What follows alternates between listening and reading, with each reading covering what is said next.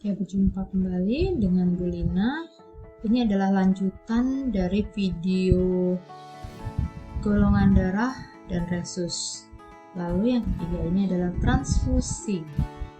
Transfusi darah adalah pemberian darah dari pendonor ke penerima atau resipien yang mengalami kekurangan sel darah dalam tubuh.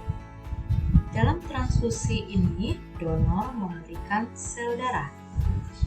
Dalam transfusi darah yang perlu diperhatikan donor adalah macam aglutinogennya, sedangkan bagi resipien yang diperhatikan adalah macam aglutininnya.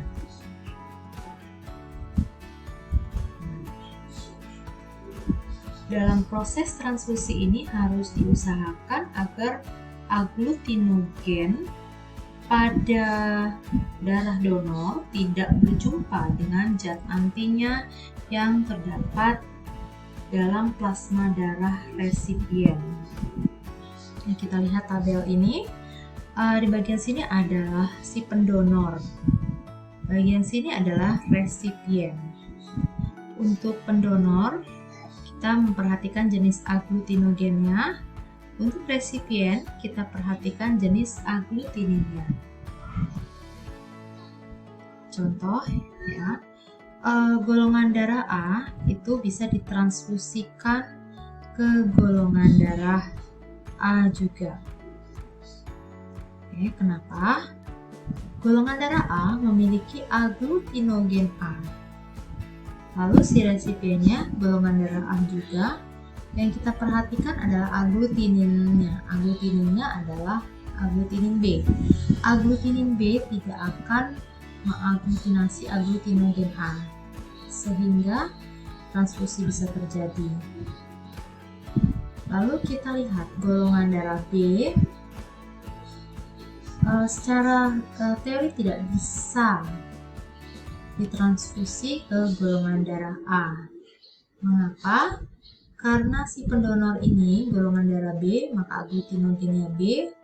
Si resipien memiliki aglutinin B, maka aglutinin B si resipien ini dapat mengaglutinasi aglutinogen B si pendonor. Maka transfusi tidak terjadi.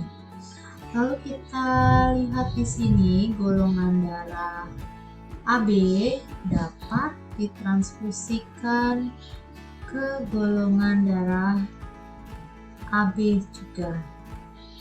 Nah, golongan darah AB berarti memiliki aglutinogen A dan B. Lalu si resipien aglutininnya tidak ada, maka transfusi bisa terjadi. Kemudian sebagai contoh kita lihat juga bahwa golongan darah AB tidak dapat ditransfusikan ke golongan darah O. Nah, si pendonor memiliki aglutinogen A dan B, lalu si resipien memiliki aglutinin A dan B.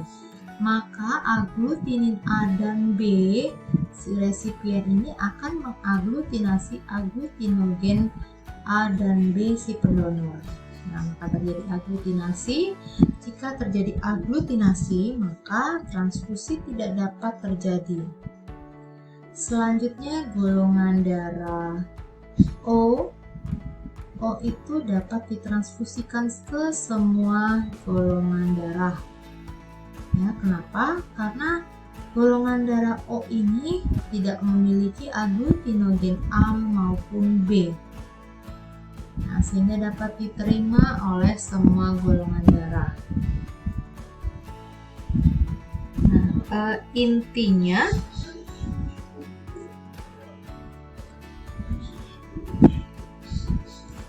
selama suatu aglutinogen tidak bertemu dengan aglutininnya, maka walaupun golongan darahnya tidak sama, transfusi tetap dapat dilakukan.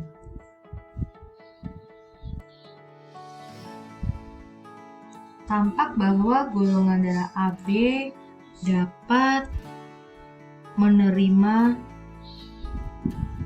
darah dari semua golongan darah lainnya. Oleh sebab itu disebut resipien universal. Ya, AB disebut resipien universal. Sedangkan golongan darah O dapat memberikan darahnya ke semua golongan darah lainnya. Maka disebut donor universal. Demikian penjelasan saya mengenai transfusi darah. Sekian dan terima kasih.